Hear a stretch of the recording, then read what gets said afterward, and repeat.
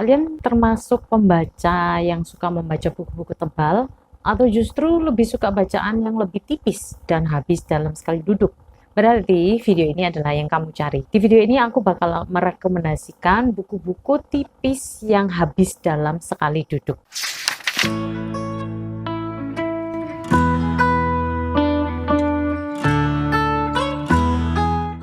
Halo semua, aku Stefani dan balik lagi ke channelku yaitu Steffi Books Corner. Dan di video kali ini aku akan merekomendasikan kembali buku-buku. Kali ini kategorinya adalah buku-buku tipis yang habis dalam sekali duduk. Buat kalian yang baru banget mampir ke channelku ini membahas segala hal tentang buku. Konten-konten buku, book haul, review, rekomendasi seperti ini bisa kalian dapatkan di channelku. Dan jangan lupa untuk like dan juga subscribe supaya kalian gak ketinggalan video terbaru update dari aku. Aku punya beberapa buku di sini. Dan buku-buku yang akan aku rekomendasikan ini cukup beragam ya, mulai dari range usianya campur, anak-anak, dewasa, ataupun misalnya jenis bukunya buku ilustrasi maupun novel grafis kayak gitu kan. Tapi yang jelas jumlah halamannya adalah tidak lebih dari 200 gitu ya. Buku pertama yaitu adalah Aku, Maps dan Babs karya Soka Sobita dan Reda Gaudiamo. Dan buku ini diilustrasikan oleh Cecilia Hidayat. Buku ini merupakan buku tipis terbitannya Postpress, penerbit indie milik dari Posanta atau buku indie Posanta gitu. Bukunya ini merupakan kumpulan catatan dari seorang anak kecil bernama Soka yang dia ini memanggil kedua orang tuanya dengan cara yang unik, yaitu Maps untuk mama dan Babs untuk papa.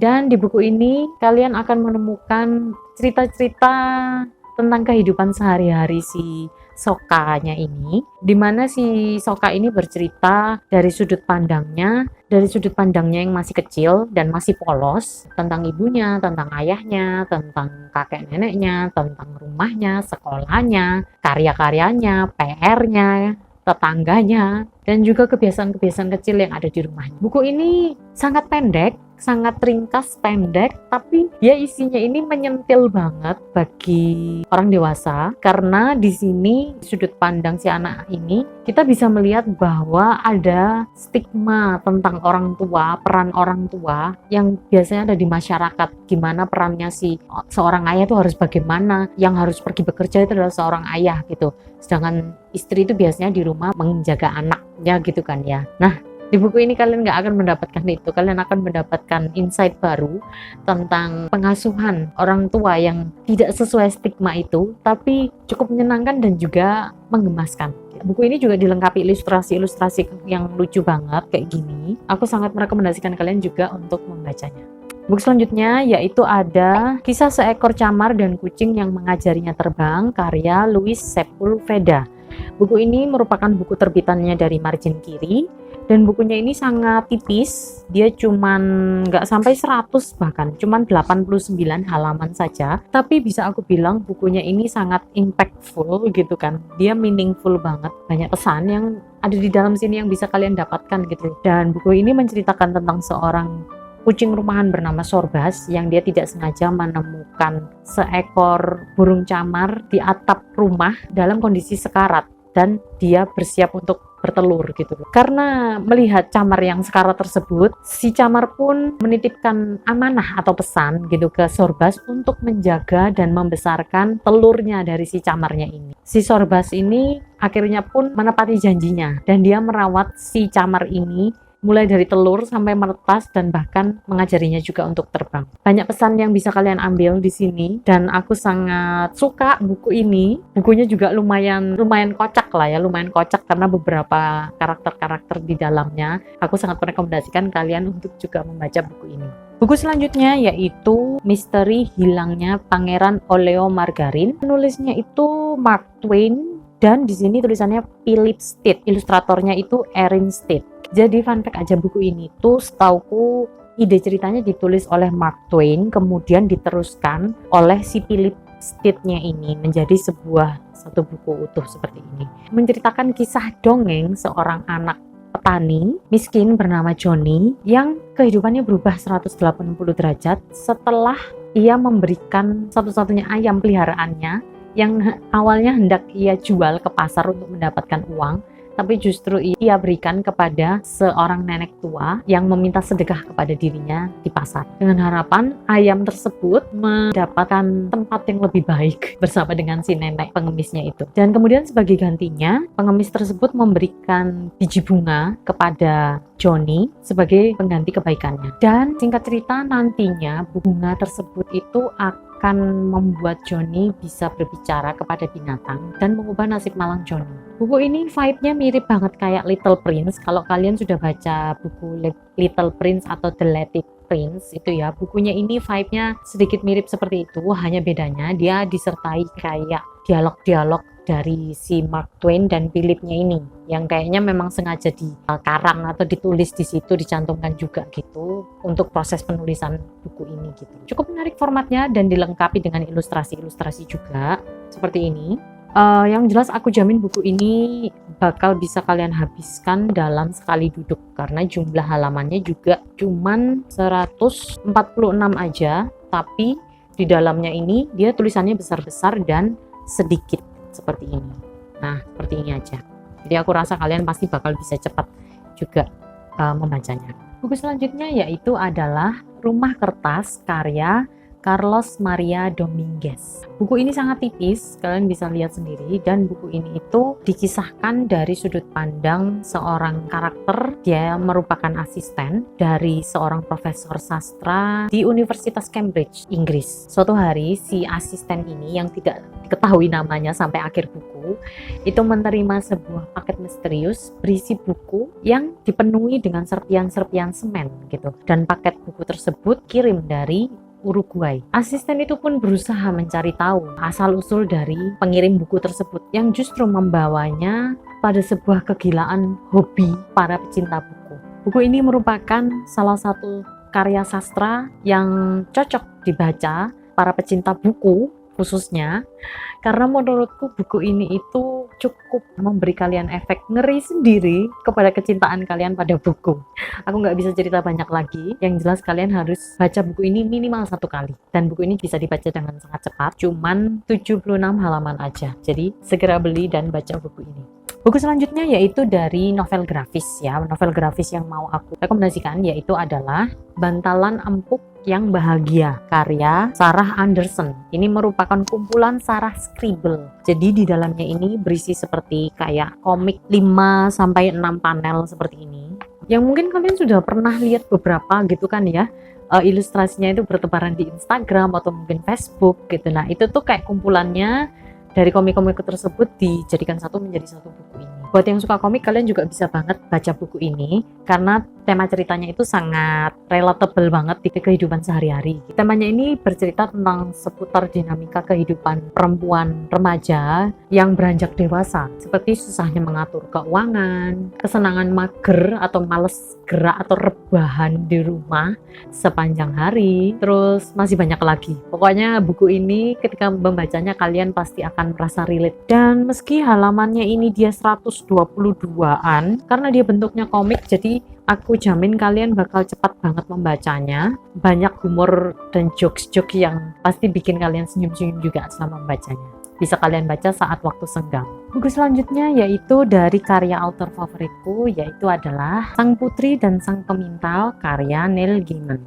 Bukunya ini sangat tipis dan merupakan kisah retelling dari cerita Sleeping Beauty atau Putri Tidur, dan dengan sedikit plot twist dan juga bumbu LGBT. Buku ini dilengkapi dengan ilustrasi yang sangat Chris Riddle sekali, sangat gotik dan creepy gitu. Jumlah halamannya pun juga cuman sedikit, cuman 66 halaman gitu, dan aku yakin kalian bakal cepat membacanya dalam sekali duduk aja, bahkan cuman mungkin 10 menit mungkin ya. Aku pernah bahas buku ini di satu video review khusus, videonya yang ini.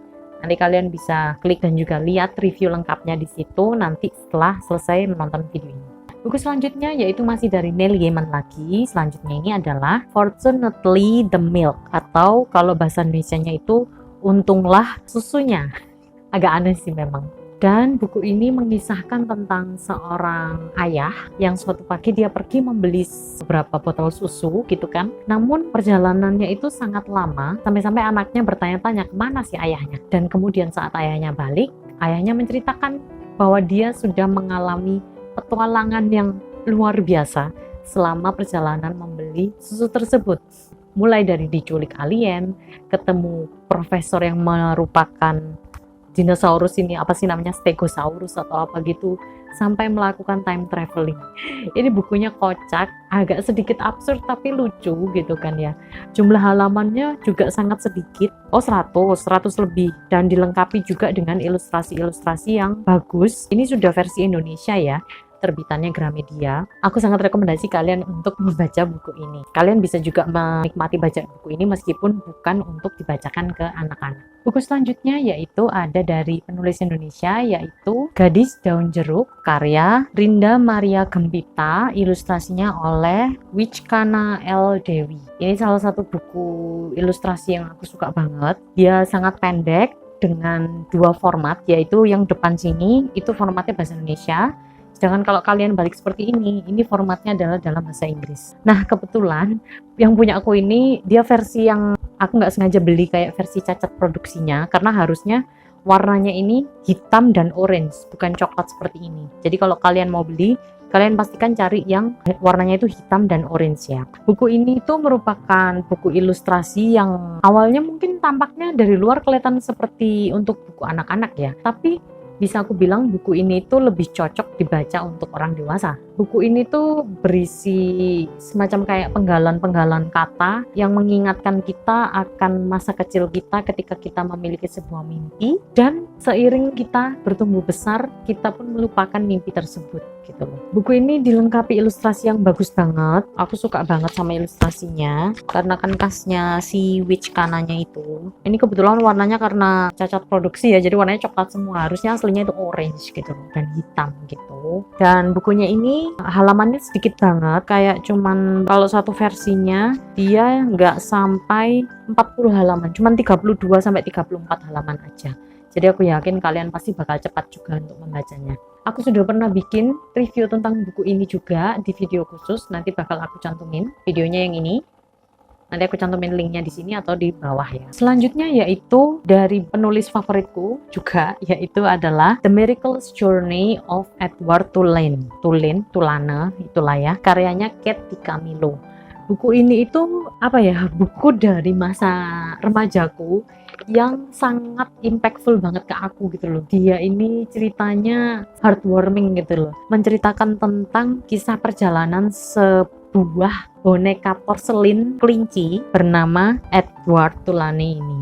Dia ini tadinya merupakan boneka porselin milik dari anak orang kaya, kemudian sampai suatu kejadian terjadi dan dia pun akhirnya terpisah dari pemiliknya dan ngalami perjalanan semakin turun gitu loh istilahnya. Dari yang dia kehidupan awalnya itu dia selalu pakai pakaian boneka yang mewah, disayang oleh pemiliknya, menjadi boneka biasa yang usang, yang dekil, yang berpindah-pindah tangan dari mulai pengemis sampai keluarga miskin gitu. Tapi yang jelas aku sangat rekomendasi banget kalian membaca buku ini karena ceritanya sangat heartwarming dan dia dilengkapi ilustrasi juga. Bukunya memang kelihatan tebal, tapi ini dia di bawah 200 halaman. Halamannya jarang-jarang seperti ini. Juga ada beberapa ilustrasi, kayak ilustrasinya itu ilustrasi klasik gitu. Bagus banget, aku seneng. Kayak khas zaman dulu. Kalau versi Inggrisnya kalian masih bisa dapetin, tapi kalau versi Indonesianya aku nggak yakin. Kalian mungkin harus sedikit berburu gitu ya, atau mungkin cari versi digitalnya juga bisa. Yang jelas aku sangat rekomendasi membaca buku ini gitu loh. Untuk beberapa orang biasanya setelah membaca buku ini juga bisa bikin nangis gitu loh. Tapi tiap orang kan bisa beda-beda ya. Yang jelas aku sangat rekomendasi buku ini. Selanjutnya yaitu ada buku dari karya penulis Indonesia lagi, yaitu adalah Nisha, karyanya Irene Evrin. Bukunya ini merupakan buku self-publish berbentuk digital, karyanya penulis Indonesia yaitu Kak Irene Evrin. Aku pernah membahas buku ini di Instagramku. Di sini nanti aku cantumin.